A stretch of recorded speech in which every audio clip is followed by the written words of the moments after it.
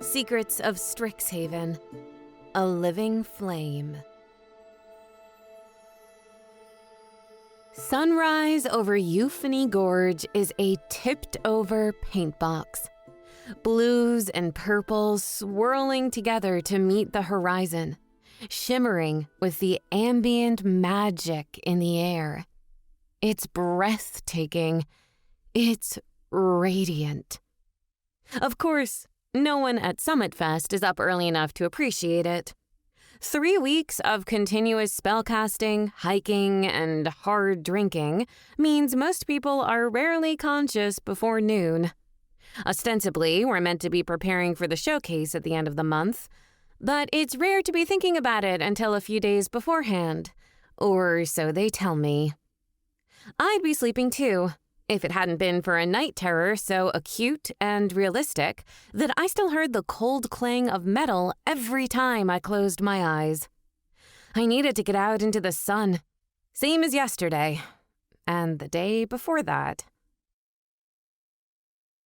The wind off the gorge attempts to lift my hair, my braids heavy enough that it can't quite manage it. See? The plane is still here. There are no monsters. I repeat it, my mantra. Nobody here is relying on you. Something moves farther down the ridge, a fiery silhouette. I'm not alone up here, and for a single frozen moment, I think I'm still dreaming. Dean Nasari stands precariously on a slender jut of rock. What are they doing here? Are they here to help with final projects? I should know the answer to that question. As a senior, I should already have 2 or 3 Summit Fests under my belt.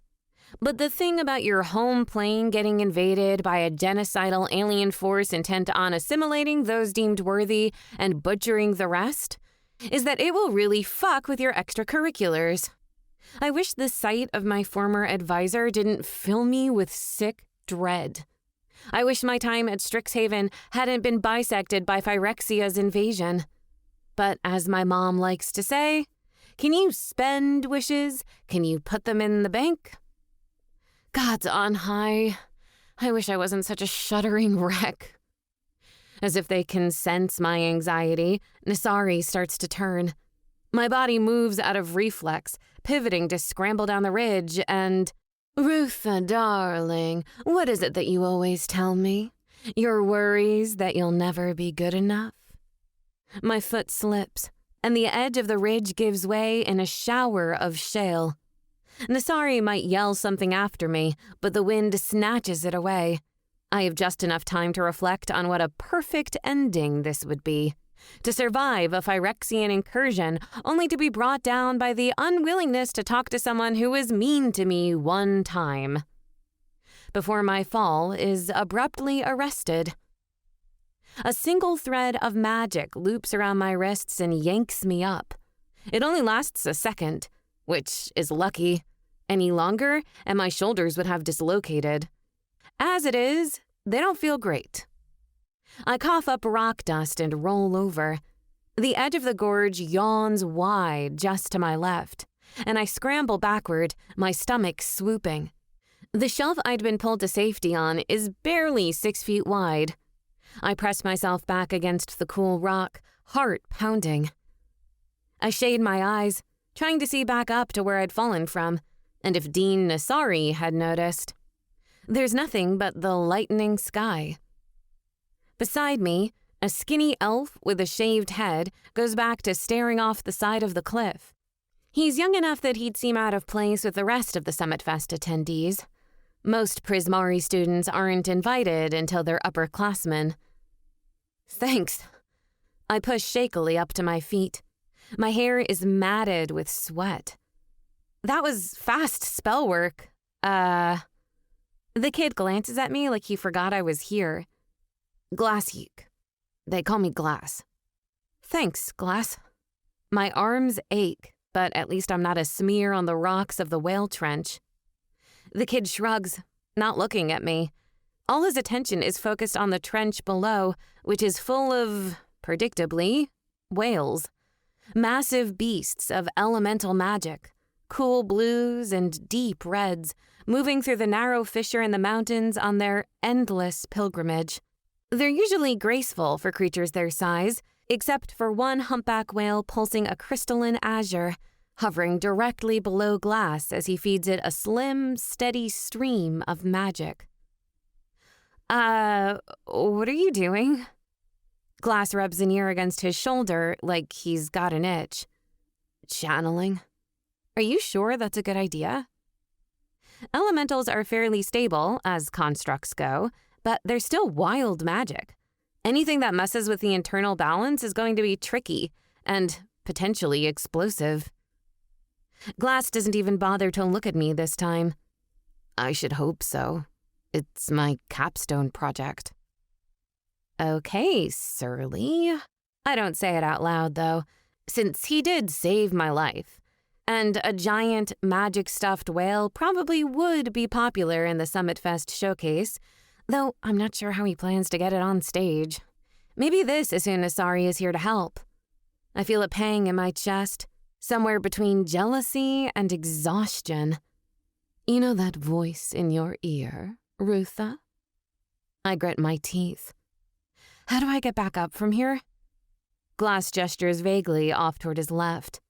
The cliff face lives in a world of permanent shadow from the overhang, but in the light of Glass's magic, I can just make out a narrow shelf of rock leading to the top of the ridge. It looks about the size of my foot. Are you kidding me? Once again, I glance up from where I fell, feeling intensely foolish when I see that no one is there. They're not going to help you, Rootha. You're on your own. By the time I return to the main festival grounds, my back aches and my elbows are scraped to hell, and it's late enough for the camp to begin stirring. Rows of red and blue pavilions gleam under the mid-morning sun, enchanted cook fires springing up in anticipation of 100 hungry, hungover students. Most of the tents are stamped with the Prismari crest, although, as the month goes on, there are more and more outsiders joining the festival. Former Strixhaven students, traveling artists, or just people who like a show. There are assigned places for everyone, but that tends to fall by the wayside as the days pass and people make friends and intermingle. Above it all stands the Muse, an enormous stone woman looking out over the side of the mountain. People say it's a natural rock formation, which seems unlikely, but if I had made something like that, I would make sure the whole world knew it, and nobody has ever claimed responsibility.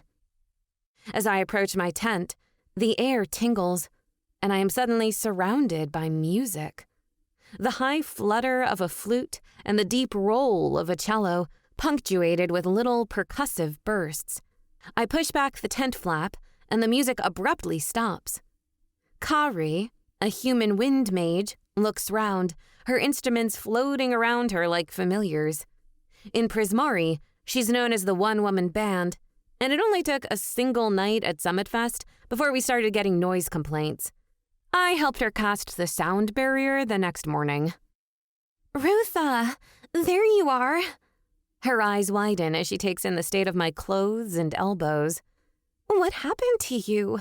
Did you fall off a cliff? Slumping across the slightly hillocky floor to the enchanted basin, I sit down and begin unbraiding my hair. Yes. Wait, really? Kind of. I pause, 2 pins held between my fingers. Well, no. I absolutely did fall off a cliff. Someone just saved me from landing. How did? Oof! She knocks her shoulder into the neck of the floating cello. She waves her arm, and the instruments drift gently back into their cases. How did that happen? I tell her, leaving out the part about falling as a result of getting so upset at the sight of a dean, I tripped over my own feet. By the time I'm done, she's sitting on the edge of a camp bed with her mouth wide open. Rootha! I'd never forgive you if you were this year's Summit Fest casualty. The flute gives a desultory little toot in its case, as if reacting to her emotion. You need to be more careful. I can't help but hear my mother in her voice, even though a 7.5-foot orc woman, Kari, is not. She barely comes up to my sternum. I'm glad that Glassieek was there to catch you. Do you know him? I hadn't told her his name, just described the skinny collection of elbows and knees that had saved my life with a thread of elemental magic. Everyone knows him. He's a savant. He's only been in Prismari for less than a year, and his casting is better than half the professors. Why haven't I heard of him? Kari gives a sad shake of the head. Well, if you ever left your room. I laugh. Wow, Kari, you're so honest this morning. Kari lifts her delicate chin. Music is truth, she says, in that dignified way she has that makes it impossible to tell if she's making a joke. I treat my various scrapes with charmed ointment and a fresh bandage. I've never been much of a healer. Then I sit down at my makeshift desk in the back of the pavilion, the strains of Kari's music washing over me like an incoming tide. She hadn't been talking just to talk back there. I don't have many friends. Most of the rest of my cohort had already left Strixhaven. When I say most, well, a whole swathe died in the invasion, either declared unsuitable for the machine orthodoxy and disposed of, or decomposed as their Phyrexian elements failed. And nobody would want to live like that. Or so the professors told us. After that, the campus needed to be rebuilt and restaffed, and some students simply never came back, finding magical schooling elsewhere or deciding that the whole pursuit wasn't for them. Most seniors who did come back completed their final year and then graduated, moving on to the rest of their lives. Your advisor typically helped you through your final exams and graduation application, and after Nasari, I was supposed to find myself a new advisor, and I just never had. When I came back the following year, no one ever said anything. And why would they? I'm Rootha Squallheart. Don't I belong on the campus I helped save from certain destruction? I snort and flip open a small wooden box, washing the table in red light. Trees and vines twist on its lid, 2 branches reaching down to form a clasp. My mother had given it to me to hold jewelry, and last year, I'd spent several evenings tempering it against magical interference. Inside rests a sphere of gleaming red and orange, a little smaller than my fist. It seethes and writhes like the surface of a sun that gives off no heat. I raise my hand, and it curls around my fingers, responding to my intention as much as the motion. I call it the living flame, and it's the greatest thing I've ever made. Perhaps the greatest thing a Squallheart has ever made. Wild magic brought perfectly under control of a higher will. It's been done for 6 months. I haven't shown it to anyone. The idea had come to me early in my first year when I saw a swirl of crimson and gold soaring over the old Fury Gale, back before I even knew the word complete. That voice, Rootha? Maybe you should open yourself up to it. I stare into the living flame, and for a moment, I am transported to the darkness of the biblioplex, rank with the stink of blood and metal. Rootha! I jerk back to the present. Kari is standing next to me with one hand on my arm. The living flame has expanded to fill nearly half the pavilion. I'm sorry, I stutter, shrinking it back down. I zoned out. I spend the rest of the day experimenting, which I haven't bothered to do in a while. The living flame has been finished for so long that there hasn't been a need. I can't stand to be alone with my thoughts, though, and pour myself into work. By the time dusk starts to fall, I'm bristly and stir-crazy, my fingers cramping from the close work. So, when Kari comes back in and asks me if I want to go to the gallery with her, I say yes right away. She blinks. It's obvious she hadn't expected me to accept, since I never had before. She recovers quickly and claps her hands together twice, her rings flashing in the evening light. Perfect! I'm so glad. You look like you could use a drink. She tips her head to the side. Honestly, you've looked like you could use a drink since I met you. I couldn't argue with her there. The gallery is a cluster of wagons and caravans at the edge of the summit, close to the main thoroughfare through the mountains. It's where painters, craftsmen, and other magical artisans can gather to trade and sell, and Kari spends some of every day there busking. I've gone to see her a couple times, though she tends to play the same things over and over. You go for crowd pleasers when you're looking to make tips, she always tells me. By the time we arrive, most of the artists have closed up shop, people drifting toward the open-air bar beneath the steadily darkening sky. Sunset here is almost as spectacular as sunrise, and the enchanted blues and oranges hang in streaky nebulas over the summit. Someone has enchanted a wide stretch of ground, turning it into white, shining stone that pulses gently as a makeshift dance floor. For a moment, the music catches hold of me, beating along with my heartbeat, and I remember the early days of Prismari, the concerts and the performances and the electrified, half-drunk conversations on magical theory. It hadn't even been that long ago, but I can barely remember what it felt like. Kari no doubt senses something inside me is wavering. She pushes me toward a round sofa ringing a fire pit.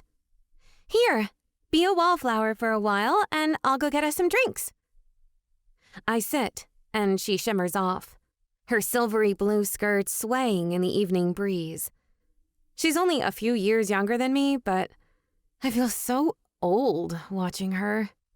I shift my gaze to the fire, which feels natural after a day spent staring at the living flame.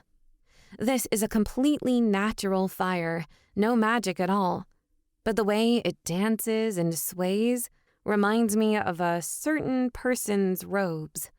Another hard pang moves through my chest.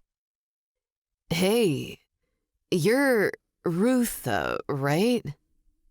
I drag my eyes up from the fire, squinting as they struggle to focus. A well-built human guy with an ocean blue tattoo snaking up one arm watches me avidly from farther down the couch. I pretend I didn't hear, looking off behind him as if I noticed something in the distance, face heating up. Rootha, he says it again. The guy he's leaning against gives him a half-hearted shove. Don't bother people, Lux.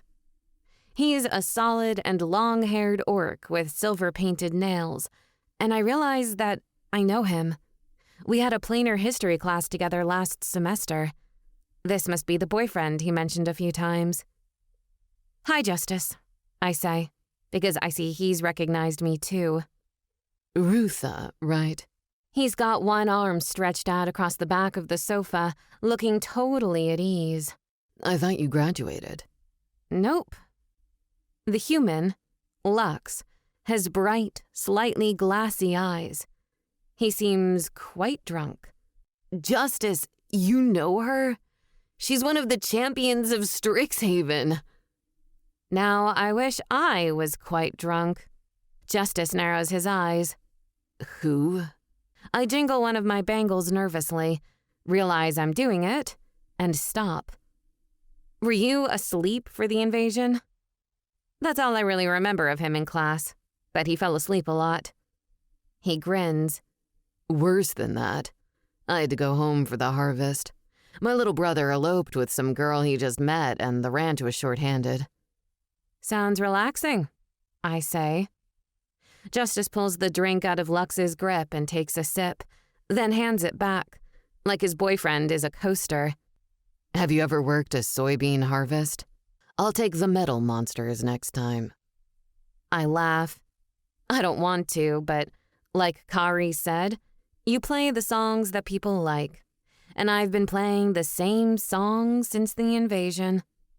I remember when talking to people at parties was so easy for me. I remember when I used to look forward to it. Lux rolls his eyes. You can't say that to Rootha. She was one of the 5 students who performed the invocation to drive the Phyrexians from campus. And one of them is a planeswalker. Well, of course, we all thought he was dead for a long time. I stand up. I need some air. I hear Lux call after me. We're outside. I don't turn around. My face is burning, all the way down to the tops of my shoulders. Rootha! I nearly run headlong into Kari, pulling up at the last second so I only spill her drinks instead of knocking her to the ground. Sorry, Everything all right, Kari? That voice makes my already pounding heart pound even harder. Nasari is suddenly in front of us, their flames as bright as any of the fire pits in the gallery. I'm fine, Dean Nasari. There's no harm done. Kari looks flustered, the front of her dress soaked in liquor. Nasari hums and frowns, pointing one scarlet finger at her. The stain slowly begins to vanish from the silk. My pulse is in my throat. I keep expecting those burning eyes to turn on me. They never do. Nasari stands right there and doesn't look at me once. They smile at Kari, turn on their heel, and glide away. There is a burning in the back of my throat, similar to the bite of fire magic when cast incorrectly. The ripple of Nasari's flame shimmers in front of me, and I am held frozen to the spot. That voice, Rootha. Rootha? Kari touches my arm, and I have to summon all my willpower not to lash out and push her away. That old anger is simmering in the pit of my stomach. The rage that has always been there. That once upon a time, Nasari told me wasn't something that would go away if I continued to suppress it. Nearby, something explodes. For a moment, I think it's my magic. Then, as the shockwave catches Nasari, then me, then Kari, I think it is the Phyrexian delegation returning to wreak havoc on the plane. But as I hit the ground, I realize that what I first took for an explosion is something else. Water. What is that? Kari's voice is compressed, like her fall had knocked all the wind out of her. The thing hovering in the sky above the gallery is so large that for a second it blots out the stars. My sense of scale is thrown off, and it's like I'm standing in a void. Then it moves, spinning in the air, and I realize what I'm looking at. An enormous cerulean whale, turned black in the dying evening light, swollen with magic and careening out of control across the summit. Is that from the whale trench? Kari sputters. But they're harmless. They're just constructs. They can't. I ignore her, pushing myself off the ground, searching for... I see them too. A smooth but urgent voice is at my shoulder. Do you know them? Dean Nasari stands beside me. For a moment, my stomach attempts to escape up my esophagus, but another wave of water rises from the body of the elemental whale, cascading down and taking out a line of caravans. One shop full of chimes for sale rings out in unison before all the voices are snuffed out. Deep in the center of the whale, visible only when it flips and writhes in the air, floats a single glowing shape. When it swoops down closer, I recognize the skinny limbs and shaved head. That's Glass. Glassique. Of first year, I think? He was doing something to the elemental earlier today. I met him when I bite off the end of my sentence, but Nasari isn't listening. He's lost control of it. Screams echo as a fresh gout of water flows toward the lines of tents. Much more of this, and the entire rock shelf is going to become a floodplain. Nasari raises a hand. Stand back. The next time the whale passes over, a jet of flame escapes Nasari's palm, hissing into a cloud of steam where it hits the giant shape, shearing off one massive flipper. The water that hits the ground and churns it to mud is boiling hot. I cast a haphazard barrier to keep it off Kari and me. Up above, the whale makes a sound like the single-held note of an opera vibrating inside my chest and head. The fin grows back steadily, deformed into a bulbous protrusion. Whatever force animates the elemental, it's no longer under Glass's control. I doubt he's even alive in there. Beside me, Nasari swears. My flames aren't powerful enough. I need more force. This time, they shoot a gout of flame at the whale's tail. It vanishes in another powerful hiss. Stop it! Stop it! I sputter as I make another barrier. You're gonna boil us alive! Nasari spins on their heel, flaming robes crackling huffily. Above us, the whale swoops down low again, tail growing back into a misshapen lump. Do you have suggestions then, Miss Squallheart? I flush as hot as the steaming water at my feet. And suddenly I am back in the biblioplex, body on fire with the power of the invocation as I hold up my edge of the circle. People had died to get us here, and we are the last hope of Strixhaven, of the entire plane. There are 5 of us, brought together by circumstance, barely friends, not even from the same schools of magic. But we'd kept each other alive, and we are an inch from victory. And then, them.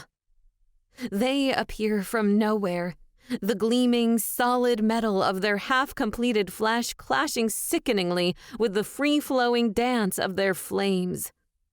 Dean Nasari has always been arresting, but as a Phyrexian, they are terrifying. They focus on me, because of course they do. They know me. You know that voice in your head, Rootha? They purr. The one that tells you you're not good enough, that insists you'll never be all of the things you pretend you are. Their mouth gleams cherry red when they smile. With blood or fire, I'll never know which. I think you should let it in. It's good to trust your instincts sometimes, isn't it? Your instincts are right. You think you're a unique talent, someone who just takes a different approach to things. You're a burden. You cling. You can't finish anything, and it's not because of your perfectionism. You're just no good. They say it to hurt me. Of course they do. They are a Phyrexian, and everything they do is in service to the machine orthodoxy.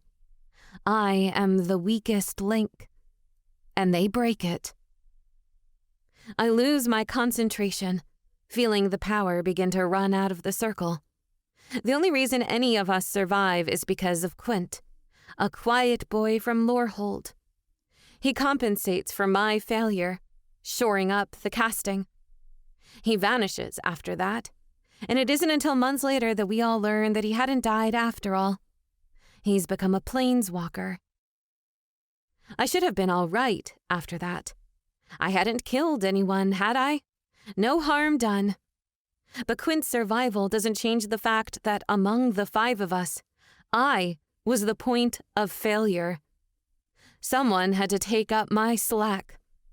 That knowledge has burned at the center of me for the last 3 years of my life. And Nasari knows it. That's why they haven't spoken to me in so long.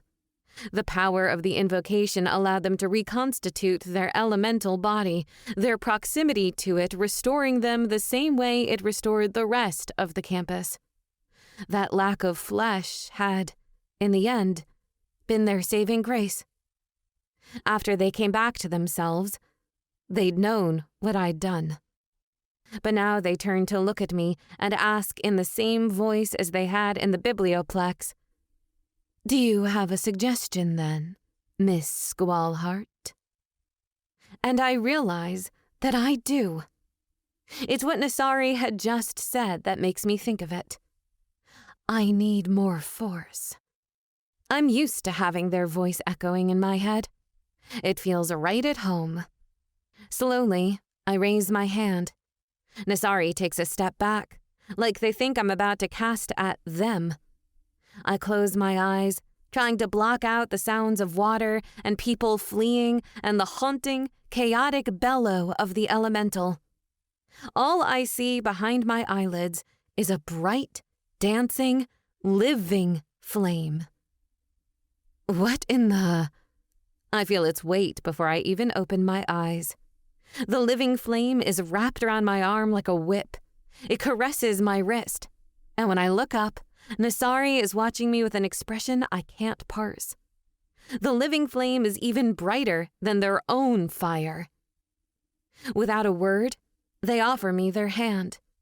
For a moment, I am braced for the metal claw, the jagged, blackened nails. But the past is over. It's dead. I take Dean Nasari's hand, and the world around us turns to fire. Years later, people will still tell the story of what happened next. It will become the center of future Summit Fests, a tradition traded down the generations. The Night of Flame. The berserking elemental has grown so large that it seems to blot out the sky, its tortured song ringing out across the summit. Beneath it, the gallery is awash, demolished caravans and tents sucked toward the sheer edges of Euphony Gorge. People amass beneath the muse, pulling each other up and out of the flood. The flames start as a single point, but they burn wider and hotter, power so raw it makes every magic user's teeth ache. At first, it looks like the flames are surrounding two figures, and then they coil and braid, red and orange with a deep azure core. Some people say the flames look like serpents, while others say they swim through the air like fish. Others will insist they pelted the giant elemental like a comet, evaporating it in a single, cataclysmic blast. Shockingly, beyond a few burns and scrapes, no one was hurt that night. Even the idiot student whose hubris created the rogue elemental in the first place was fine beyond a few broken ribs. A miracle. Of course, I have to have all of this explained to me afterward. In the moment, all I am aware of is heat and the euphoric burn of wild magic, Nasari's voice in my ear. And for the first time in years, neither of those things hurt. Ow, I say, rolling over in the sucking mud, pulling out one knee, then the other. There's something heavy and warm draped over my shoulders, and when I manage to peel open my stinging eyes, I realize why. The living flame had protected my body from the fire, but it hadn't saved my clothes, which had burned away to tattered strips. Nasari had covered me with their own mantle, made from a sheer, shifting material. I've never felt anything like it. Nasari themselves is kneeling a few feet from me, bare-chested, their head bowed. For a few heartbeats, I think they're hurt. But then, we lock eyes. Rootha. Neither of us say anything at first. Nasari's expressions have always been hard for me to read. Not entirely because they are a genie, although that means their features and complexion are ever moving, coruscating with flame. But for a split second, I think I see that same core of loneliness that has lived inside me, hollowing me out. That guilt. Rootha, I'm sorry. They clear their throat, I'm sorry that I haven't been keeping up with your career. That spell, the living flame, I provide. They nod. The living flame. Exquisite detail work. Unbelievable. I don't suppose. They hesitate. You aren't looking for an advisor still, are you? I know technically I haven't been yours in years, but... Their shoulders pull in. It's like they're trying to make themselves small. I never... Those things I said to you back in the biblioplex. I said whatever I could to hurt you. None of it was... Well, it doesn't matter whether it was true then. It certainly isn't now. My first semester in Prismari, I'd been on the verge of flunking out. Unable to finish anything, scared of being judged. I'd been so sure Nasari would reject me. Instead, they saw the talent in me and pulled me to my feet. This time, I reach out a hand and pull them to theirs.